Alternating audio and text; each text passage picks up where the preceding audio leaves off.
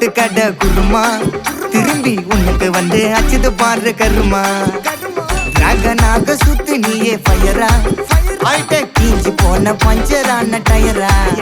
எப்போ புள்ளிக்கிறப்பா புளிச்சு போன தயிரா அப்போ எப்படி இருந்த நீ இப்போ இப்படி ஆயிட்ட ரொம்ப மாசு காட்டினவன் இப்போ